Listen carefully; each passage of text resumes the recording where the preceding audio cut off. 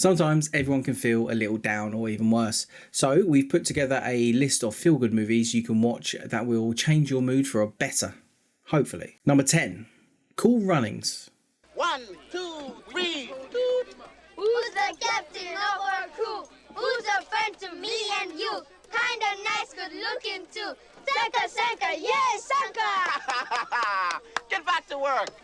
Cool Runnings, the 1993 comedy film loosely based on the true story of the first Jamaican bobsleigh team at the 1988 Winter Olympics.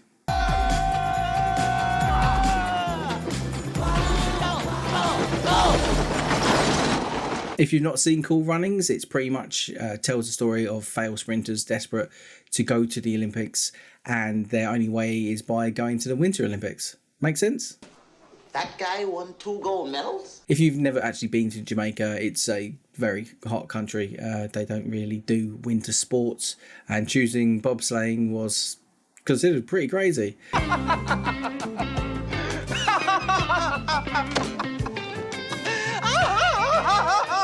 Cool Runnings is a fun comedy, and with the late great John Candy, that if you don't know what happens, it will really give you some hope. Number 9, Mrs. Doubtfire. Robin Williams dressing up as an old Scottish lady. What more do you want, really? It's genius. Hello, Mrs. Hillard, I presume? Yes, I'm Miranda Hillard. Euphigenia Doubtfire. Oh, yes. Won't you please come in? Thank you, dear.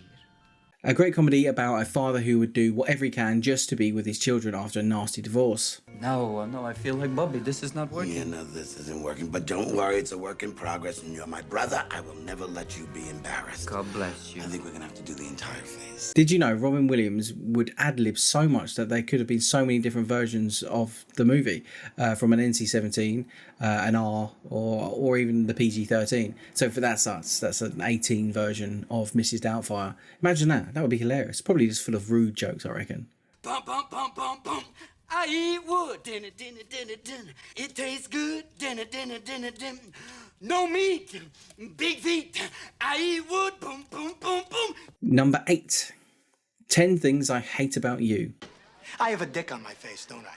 Heath Ledger's first American film is the retelling of William Shakespeare's The Taming of the Shrew. A great 90s romantic teen comedy with a killer soundtrack from Letters to Cleo. New student Cameron, played by Joseph Gordon-Levitt, meets Bianca, who he falls for instantly, only Bianca's dad won't allow her to date unless her older sister, the more rebellious Kat, does. But Kat doesn't want to date anyone. Where are we going? Well, if you must know, a small study group of friends. Otherwise known as an orgy? Mr. Stratford, it's just a party. And hell is just a sauna. Basically, Cameron and his friend, Michael, I think, plan a way to get the bad boy of the school, which is Patrick, so Heath Ledger's character, to date her by paying him. It's a fun comedy with a performance that really put Heath Ledger on the map. What did you do to her? I didn't do anything. She would have been too drunk to remember. Yeah, but the plan was working. What do you care? I thought you wanted out. Yeah, well, I did, but that was until she kissed me. Where? In the car. Number 7, The Princess Bride. What is this? Are you trying to trick me? And where's the sports?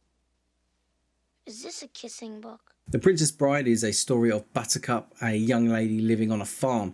She falls in love with Wesley, her farmhand, who in return, loves her back because, well, that's what he does. Wesley leaves to make his fortune and, promises to return.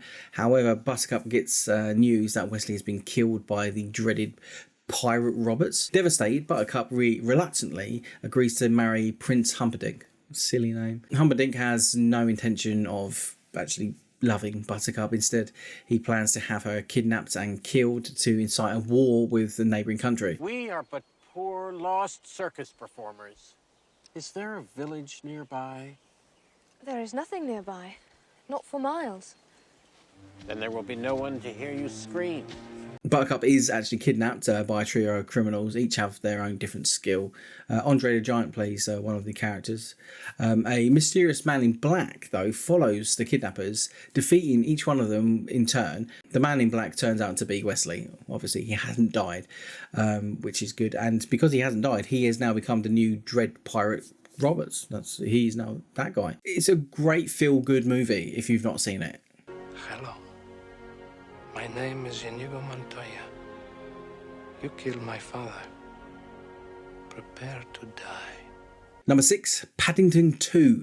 Who does not love Paddington II? I mean, you must have seen Paddington 2. If not, we're doing. Come on, it's a movie about a bear who loves marmalade sandwiches. Paddington is now happily settled with the Brown family in London. He decides to buy a unique pop-up book of London as a gift for his Aunt Lucy.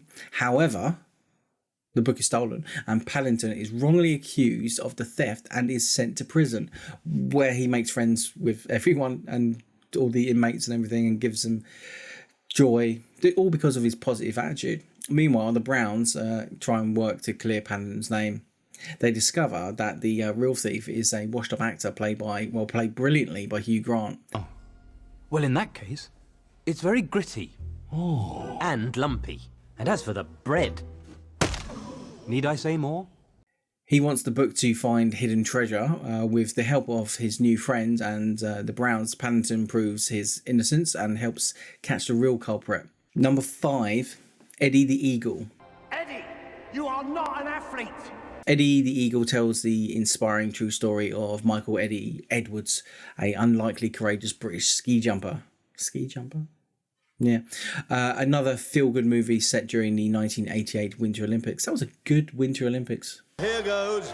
The Eagle has landed. Eddie dreams of becoming an Olympian despite his lack of athletic ability. Undeterred by numerous setbacks, he decides to compete in ski jumping, a sport which no Britain has ever partaked until that point.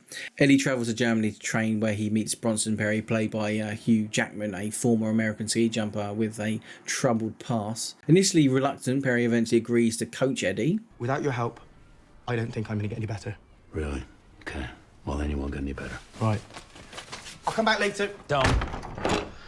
What a lunatic. At the Olympics, Eddie's unconventional style and underdog spirit win over the crowd, even when he finishes dead last. He's literally the worst. His determination and positive attitude inspire people around the world. If you've not heard of Eddie the Eagle, just look him up. Number 4, School of Rock. You don't have to worry about me because I'm a hard ass. And if a kid gets out of line, I got no problem smacking him in the head. No, we don't use corporal punishment here. Okay, so just verbal abuse? School of Rock stars Jack Black, a struggling rock guitarist, Dewey.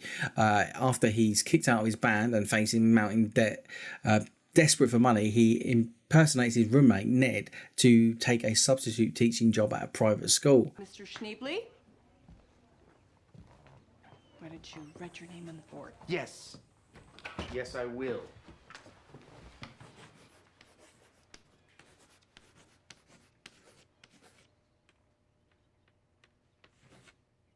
You know what? Why don't you all just call me Mr. S? Dewey discovers his students' musical talent and decides to form a rock band with them to compete in the Battle of Bands. When the school's parents discover Dewey's deception, they initially are pretty much outraged. I mean, wouldn't you be? You're meant to be learning something else, you're just teaching them music. However, the students, now passionate about music, convince their parents to let them perform at the Battle of the Bands. I think it's one of Jack Black's best performances. He uses his musical talent and comedy skill perfectly in this film. A real feel-good movie for all. Sir, can I see you in the hall for a moment? Let me just say a couple more things. What's going on? What's happening, officer? Apparently, that man is not Ned Schneebly. What? What? This man is Ned Schneebly. Yeah, he's not even a teacher. You called the cops? She did. She got it out of me. Sorry. Number 3, Booksmart. One time I ate a legal pop brownie when Model UN went to Amsterdam. And as soon as I got high, I just cried about the fact that one day my mom will die. So I had the exact same thing. Really? I lost my virginity in what I thought was a park, but it turned out to be a graveyard, and now the ghost spirits live inside my eggs, waiting to be reborn. It's not at all the same. I always felt like we were similar. Booksmart follows the story of two high-achieving high school seniors, Molly and Amy, who realise on the eve of their graduation they've actually not done anything apart from studying, so there's never been any time to party.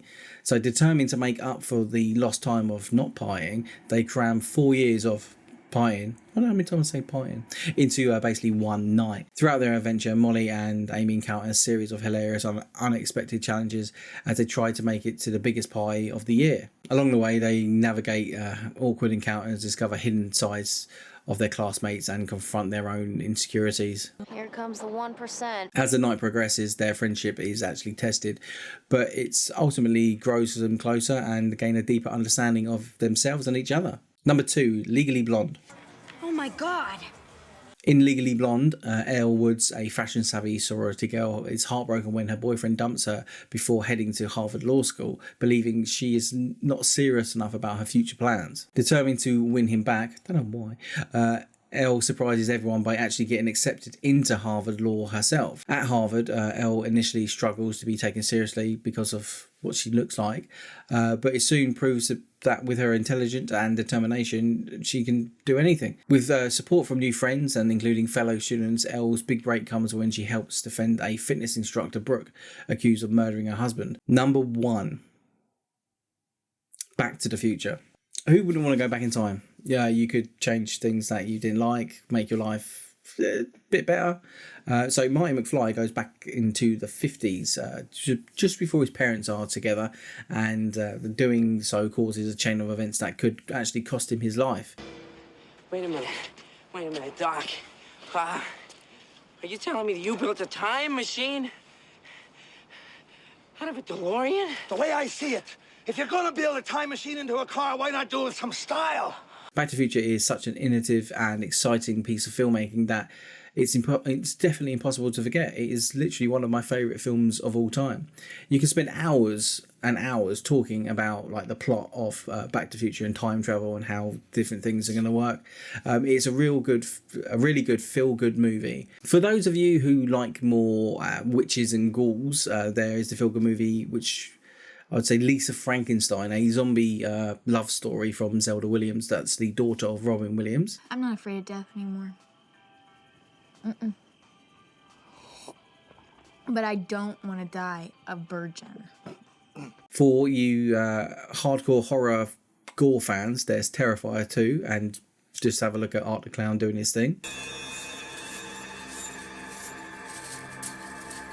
For you Christmas fans, Love Actually is a romantic comedy that puts 10 different stories all in one sort of thing leading up to the a week before Christmas in London. For fans of more older films, there's Michelot's Holiday, which is a slapstick comedy that if I didn't put it in the list, my father would probably be pretty mad. So if none of these films are actually helping you with your mood, don't sit in silence. Remember, talking to a professional or seeking medical advice can help. I'll leave information for Samaritans here in the UK in the description section. So that has basically been our list of feel-good movies. Have you seen them all? Write in the comment section which is your favourite. If you're looking for more things to watch, why not watch one of these next? Either a reaction video where she's scared to death, or a film that I saw far too young. So until next time, watch something feel-good. I'll see you later.